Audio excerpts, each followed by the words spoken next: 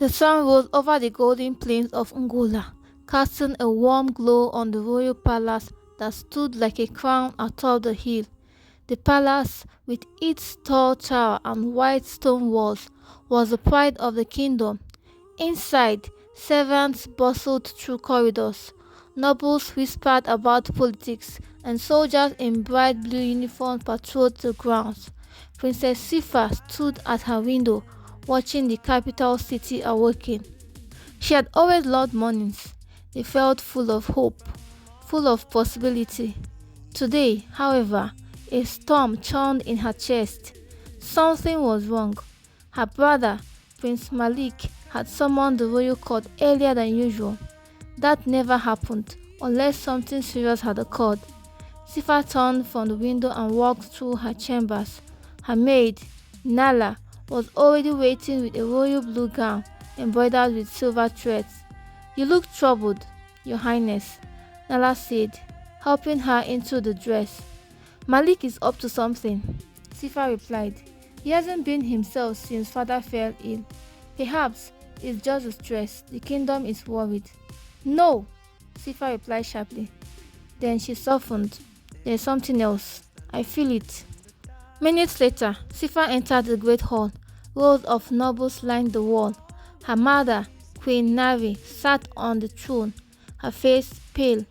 Next to her stood Malik, tall and dressed in black. His expression was cold. "Sifa of House Kamara," Malik's voice rang out. "You stand accused of treason against the crown."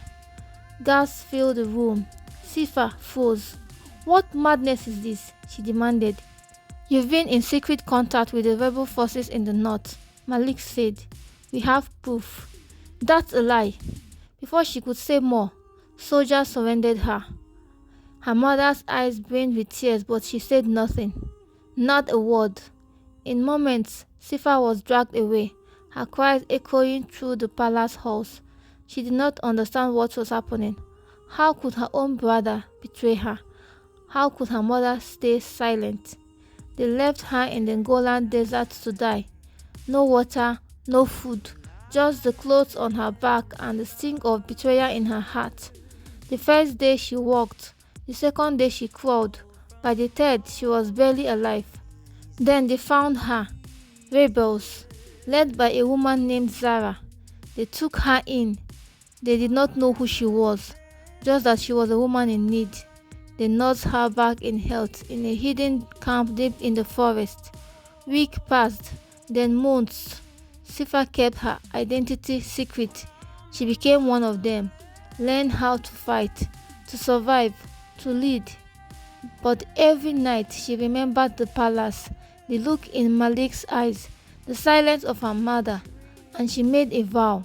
She would return, not as Princess Sifa, but as something else, something stronger.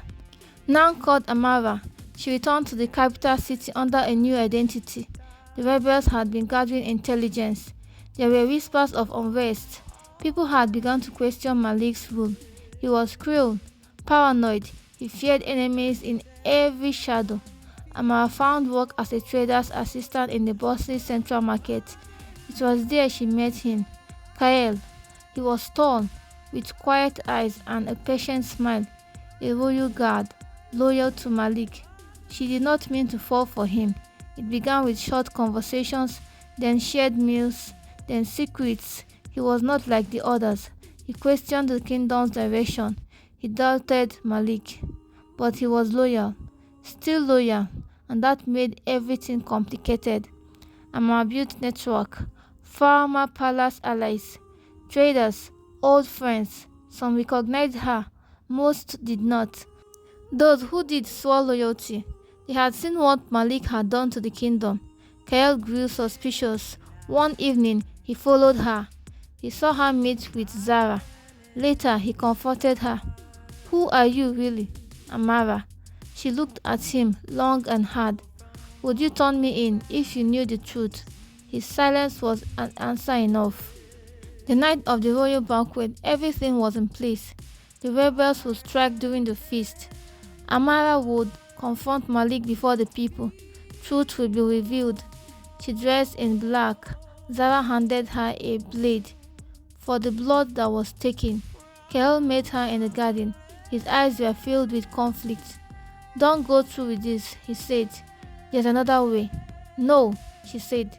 "There isn't." She entered the great hall once more, just as she had the day she was accused. This time, she did not come as a princess. She came as a reckoning.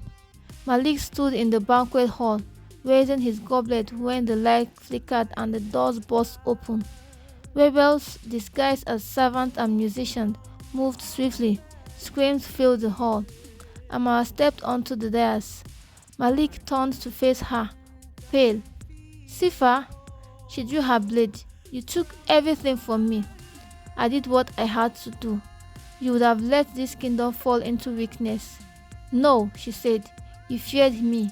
You feared the people's love." He longed.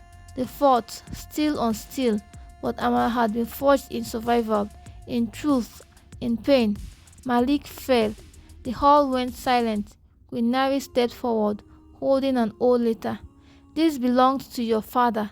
He suspected Malik. He planned to name you heir." Tears filled Sifa's eyes. Malik was in prison. The people chanted Sifa's name, but she did not take the throne.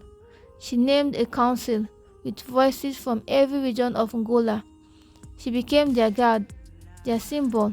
She visited Kael by the palace lake. "You stood by me even when I lied, because I saw your truth. Will you stay?" He took her hand. "Always." Together they watched the dawn rise again, golden and calm. But this time it was a new beginning. Months passed and Angola flourished under the new council. Roads were rebuilt, trade returned, the people smiled again. But peace is never permanent. Deep in the south, whispers of new threats stirred. Loyalists of Malik, hidden for months, were gathering. They believed the true king had been stolen from the throne. Sifa, now fully revealed as herself, met with Zara and the council. "We must not become what we overthrew," she said. "If we silence their anger without listening, we invite rebellion again." A decision was made. Sifa would travel south, in secret, to speak with the rebel leaders. It was risky, dangerous, but she was not afraid. Kel insisted on coming. They rode for days. Forests turned to valleys, valleys to scorched earth. In the heart of the south, they found the loyalist camp. To Sifa's shock, its leader was General Tao, a former palace commander and close friend of her father. "You have your father's eyes," he said, "but you walk a path different from his." "Because the world is different now," she replied.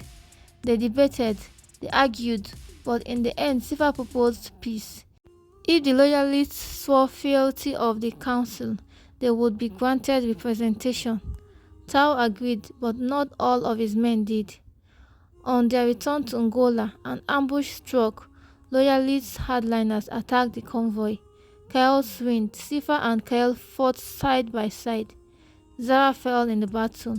Her final words a whisper of pride. "You became what I hoped." With pain and fury, Sifa led the remaining rebels to safety. The loyalist resistance was crushed, but the cost was great. Back in the capital, the people mourned Zara, and Sifa gave her a hero's burial. Kael held her close that night. "You don't have to carry it all alone," he whispered. "But I will," she said, "because I must." The council urged her to take the throne. After everything, she had earned it. Sifa stood before the people of Angola, the palace behind her. "I was born a princess," she declared. "Betrayed, exiled, and reborn. I do not seek a crown. I seek a country that never again needs one." But she agreed to lead them, not as queen, but as high chancellor, a role of balance, not rule. Kael became commander of the guards. Together, they led not from a throne, but from among the people. And in the heart of Angola, where betrayal once reigned, a new legacy was born, one of justice, of sacrifice, and of a woman who rose from ashes to write her own fate.